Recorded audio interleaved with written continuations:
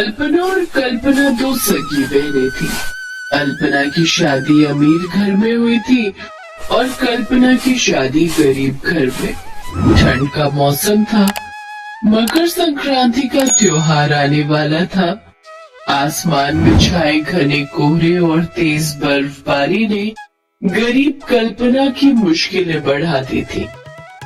उफ, कितनी बर्फबारी हो रही है। सुबह के 7 बज गए लेकिन ऐसा लग रहा है जैसे अभी भी रात हो। सड़क पर कुछ दिखाई नहीं दे रहा है। ऐसे में बंटी के पापा काम पर कैसे जाएंगे? कल्पना के पति राघव एक ऑटो रिक्शा चलाते थे। ठंड के मौसम में दिन में भी रात जैसे हालात थे। ऐसे में ऑटो चलाना उनके लिए काफी मुश्किल होता था। ऊपर से ठंड के कारण सवारियां भी नहीं मिलती थी। उस दिन कल्पना का मन बहुत घबरा रहा था। उसने देखा कि राघव काम पर निकलने के लिए तैयार हो रहा था। बंटी के बाबा, आज काम पर मत जाइए, बाहर बहुत ठंड है, बर्फबारी हो रही है, क्या पता कोई सवारी भी मिले या ना मिले। कल्पना, ठंड के मौसम में ये सब तो होता ही रहेगा। इस तरह काम छोड़कर घर पर बैठ जाऊंगा तो हमारी दाल रोटी कैसे चलेगी? अच्छा, अब मैं काम पर निकलता हूँ। राघव अपना ऑटो रिक्शा लेकर सवारी की तलाश में निकल पड़ता है। कल्पना के 6 साल के बेटे बंटी की स्कूल की छुट्टियां चल रही थी। बंटी अभी सो रहा था। कल्पना उसे जगाती है। बंटी, बंटी उठ जा बेटे, सुबह हो गई है। माँ, अभी तो रात ही है, सूरज तो निकला ही नहीं। बेटी, कोहरे के कारण सूरज दिखाई नहीं दे रहा है। तू उठ जा, देख तेरे बाबा भी काम पर निकल चुके हैं। तू भी तैयार होकर पढ़ाई करने बैठ जा। कल्पना बंटी से बातें कर रही थी, तभी उसके फोन की घंटी बजती है। कल्पना ने देखा उसकी अमीर बहन अल्पना का फोन था। हेलो अल्पना, कैसी है बहन? मैं तो ठीक हूँ। अच्छा सुन, एक जरूरी बात बताने के लिए तुझे फोन किया है। कौन सी जरूरी बात? देख, कितनी ठंड पड़ रही है। आज रात मैंने अपने घर में विंटर पार्टी रखी है। मेरी सोसाइटी की सभी औरतें और बच्चे पार्टी में आएंगे। हम बोन फायर करेंगे और वहीं बैठकर खाना खाएंगे। तू जरूर आना और बंटी को भी ले आना। लेकिन अल्पना, मेरा आना भी तय नहीं है। कल्पना, तू कितनी कंजूस है। अरे, अपनी बहन से मिलने के लिए थोड़े से पैसे नहीं खर्च कर सकती? ऑटो रिक्शा में थोड़ा सा पेट्रोल ही तो भरवाना पड़ेगा। इधर बंटी भी मौसी के घर विंटर पार्टी की बात सुनकर वहाँ जाने की जिद करने लगा। माँ, चलो ना मौसी के घर, मेरी स्कूल की छुट्टियाँ हैं, तुम कहीं घुमाने नहीं ले गई। मौसी के घर पर ही एंजॉय कर लूंगा ना। ठीक है अल्पना, मैं पार्टी में आ जाऊंगी। इतना कहकर कल्पना फोन रख देती है। लेकिन कल्पना को पता था कि जब वो राघव के ऑटो रिक्शा में बैठकर अल्पना के घर जाएगी तो अल्पना उसका कितना मजाक उड़ाएगी। ऐसा पहले बहुत बार हो चुका था। लेकिन बंटी के बार बार जिद करने पर कल्पना अपनी अमीर बहन अल्पना के घर जाने के लिए तैयार हो जाती है। शाम को जब राघव काम से घर लौटता है तो कल्पना उसे विंटर पार्टी वाली बात बताती है। कल्पना, आज कोई सवारी नहीं मिली। आज मेरी जेब में फूटी कौड़ी भी नहीं है। ऑटो में थोड़ा पेट्रोल तो है, लेकिन वो मैंने कल के लिए बचा कर रखा है। कोई बात नहीं बंटी के बाबा, मेरा तो वैसे भी पार्टी में जाने का मन नहीं था।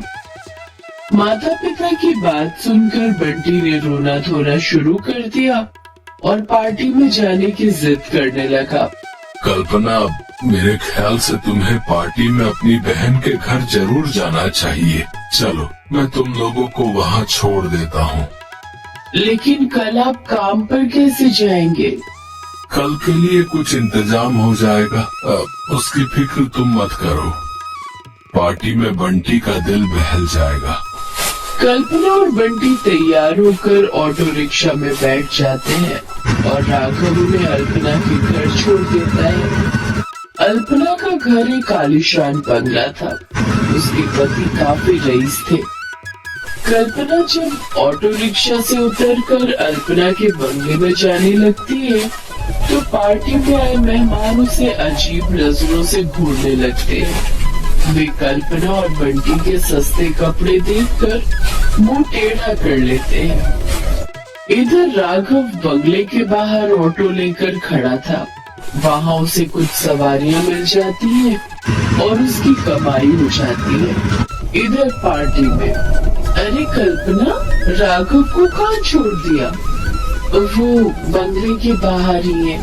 चलो अच्छा किया उन्हें बाहर छोड़ाई, इसी बहाने उन्हें सवारियां मिल जाएंगी।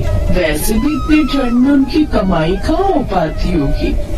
सबके सामने अल्पना का इस तरह से कहना कल्पना को बिल्कुल भी अच्छा नहीं लग रहा था, लेकिन उसने कुछ नहीं कहा। सभी लोग घर के बाहर लॉन में बैठे थे जहाँ बॉनफायर हो रहा था। बंटी अल्पना के बेटे विकी के साथ खेल रहा था। खाने पीने का दौर शुरू हो गया था। तभी कल्पना ने अल्पना से कहा, अल्पना, अगले हफ्ते मकर संक्रांति का त्योहार है, क्या तू गंगा स्नान के लिए चलेगी? क्या कल्पना, तू अभी भी इन सब बातों पर विश्वास करती है? गंगा स्नान और वो भी इतनी ठंड में। अल्पना, मकर संक्रांति के दिन गंगा स्नान करने से 7 जन्मों के पाप धुल जाते हैं। इस दिन गंगा में स्नान करके जरूरतमंदों के बीच दान भी करना चाहिए। ओह कम ऑन कल्पना, तू अभी भी 7 जन्मों पर यकीन करती है? अरे जो जिंदगी है सो आज है, कल किसने देखा, पता नहीं 7 जन्म होते भी है या नहीं। मैं ये सब नहीं मानती। और रही बात जरूरतमंद को दान करने की, तो मैं तुझे कुछ दान में दे दूंगी। ऐसा कहकर अल्पना जोर जोर से हंसने लगती है। उसकी हंसी कल्पना के दिल में कांटों की तरह चुभ रही थी। उससे पार्टी में कुछ खाया भी नहीं गया। बंटी का हाथ पकड़कर वो बंगले से बाहर आ गई। बाहर राघव उसका इंतजार कर रहा था। तीनों ऑटो पर बैठकर घर आ जाते हैं। घर आकर कल्पना फूट फूट कर रोने लगती है। क्या बात है कल्पना? मैंने कहा था ना कि मेरा वहाँ जाने का बिल्कुल मन नहीं है। फिर कल्पना ने राघव को वो सब बताया जो अल्पना ने उससे कहा। तुम दिल छोटा मत करो कल्पना, उसे अपनी अमीरी के घमंड में रहने दो, लेकिन तुम अपना कर्तव्य मत भूलना। मकर संक्रांति अच्छे से मनाना। और हाँ, तुम जब पार्टी में थी तब मुझे कुछ सवारियां मिल गईं और मेरी थोड़ी बहुत कमाई भी हो गई। ये लो 300 रुपए, मकर संक्रांति पर तुम्हारे काम आएंगे। कल्पना खुशी खुशी वो पैसे रख लेती है। दूसरे दिन वो थोड़े काले तिल और गुड़ खरीद कर लाती है और तिल के लड्डू बनाने के लिए कढ़ाई में गुड़ गर्म करने लगती है। माँ, ये तुम क्या बना रही हो? बंटी बेटा, मैं काले तिल के लड्डू बनाऊंगी। काले तिल के लड्डू? हाँ बंटी बेटा, अगले हफ्ते मकर संक्रांति का त्योहार आने वाला है। उस दिन काले तिल के लड्डू दान करने चाहिए और खुद भी खाना चाहिए।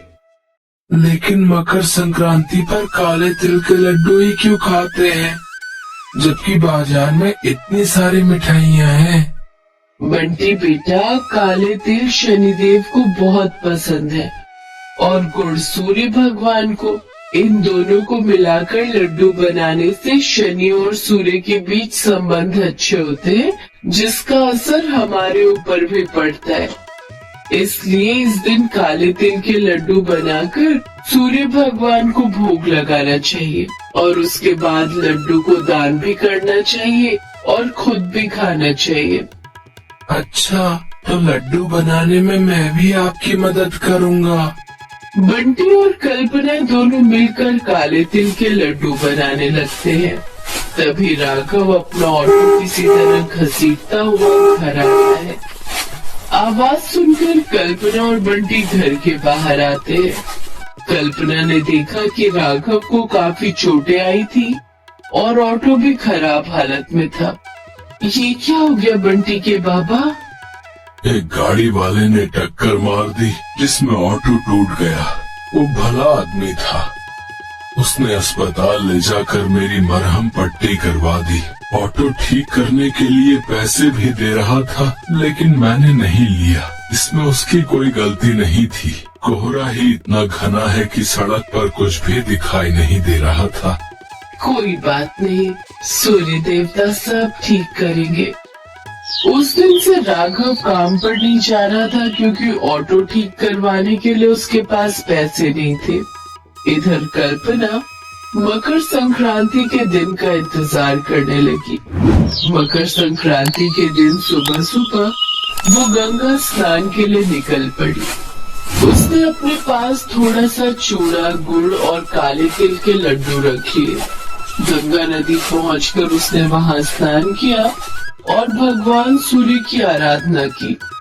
उसने भगवान सूर्य को चूड़ा, गुड़ और काले तिल के लड्डुओं का भोग लगाया। उधर अल्पना ने मकर संक्रांति पर न तो गंगा स्नान किया और न ही भगवान सूर्य की आराधना की। पूजा के बाद घर जाने के लिए जैसे ही कल्पना घाट से बाहर आई, उसके सामने एक फटे हाल में भिखारी खड़ा था। कल्पना ने भिखारी को काले तिल के लड्डू और कुछ पैसे दिए। जैसे ही कल्पना ने भिखारी को दान दिया, भिखारी के शरीर से तेज प्रकाश निकलने लगा और वहां पर सूर्यदेव प्रकट हो गए। कल्पना ने हाथ जोड़कर सूर्यदेव को प्रणाम किया। पुत्री कल्पना, तुमने पूरे विधि विधान से मकर संक्रांति की पूजा की है। आज से तुम्हारे सारे दुख दूर हो जाएंगे।